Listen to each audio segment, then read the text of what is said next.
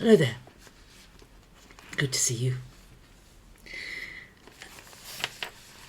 I don't know what your daily reading pattern is like of the scriptures, but my husband and I, we do read through all of the Bible every year, and we use different means to do that. We have, for example, David Suchet's reading of the Bible in daily portions. We've used that 2 or 3 years, and we also have a box set of CDs, which is, I can't think the gentleman's name, but he's reading the authorized version on discs, CDs, audio discs, and we have used that several times. And in the course of reading, of course, we read portions of the Old Testament, and it's very easy to get caught up in some of the amazing stuff that is written, particularly in the law books, the books of Moses, the books of the law, later parts of Exodus, and of course all about the sacrifices and all rules and regulations, all in Leviticus and in Deuteronomy. And it's very easy, especially as we approach Easter and we think about, perhaps you go to a church that's going to replicate as best they can the Passover meal that Jesus and his disciples were likely to have eaten. There's a lot of knowledge there about the sort of meal, the sort of things they would have eaten at the Passover meal. But it's easy for us to gradually absorb some of this thinking and think, well, if it was good for the Old Testament Jews, perhaps we should adopt some of these things.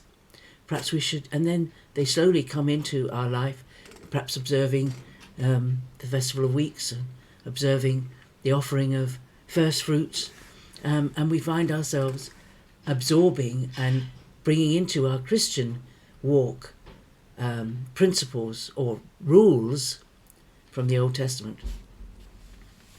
And Paul had to deal with this.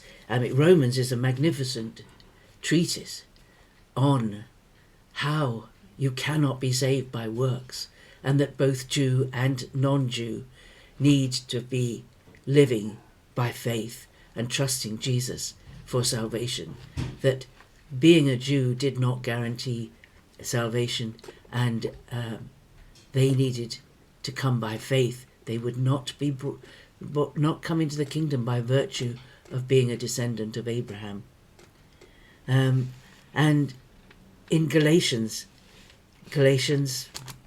letter written to lots of people in the area of Galatia, not to a specific church, there were Jewish converts who were going around telling everybody, including the non-Jews, that they had to live by the law.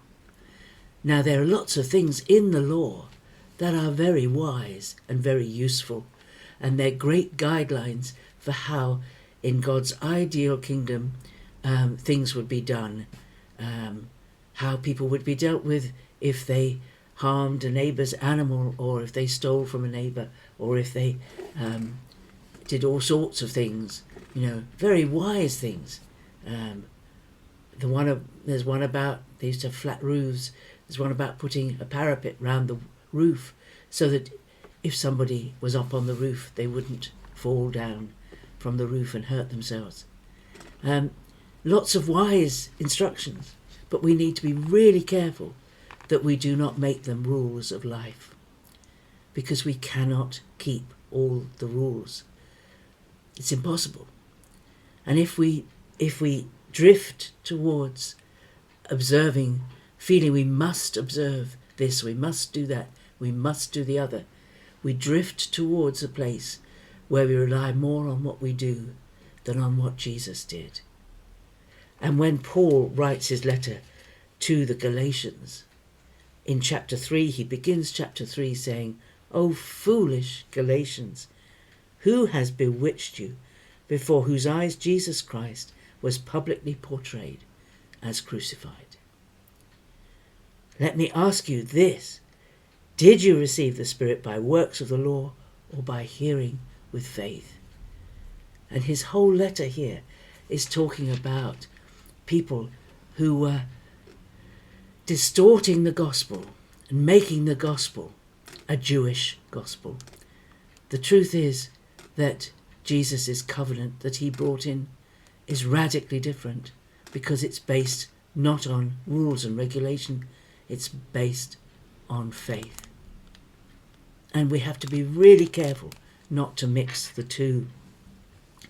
And if you get a chance to read through this prayerfully, do, because he's writing to them because he's actually horrified that they have drifted into, they have been people have come among them and taught them something different to what Paul had been teaching.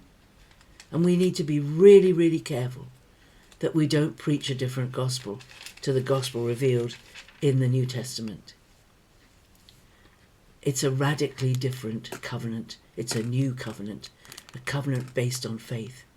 Now, of course, the other side of it is that if we come to Christ by faith and we live by the Spirit and we walk in the Spirit will prompt us to do things that please God. But he will not prompt us to keep rules and regulations. He will give us guidelines and show us where we will go wrong.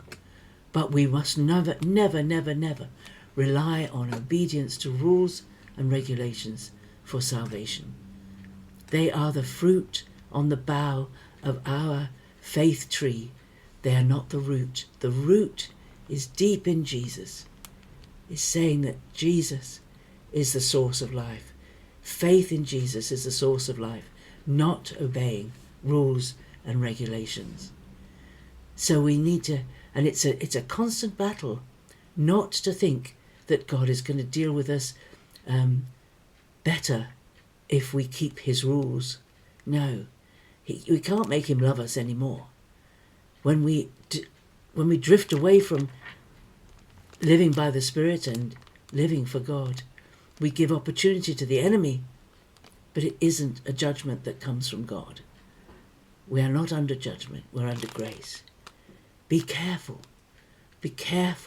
not to let your interest in all things Jewish make you drift into a feeling that you have to keep the rules and regulations. Jesus set us free. It was for freedom that Christ has set us free, no longer to be subject to a yoke of slavery. Enough, I mustn't carry on, but Galatians is a real study, isn't it? God bless you, have a great day. I'll see you tomorrow.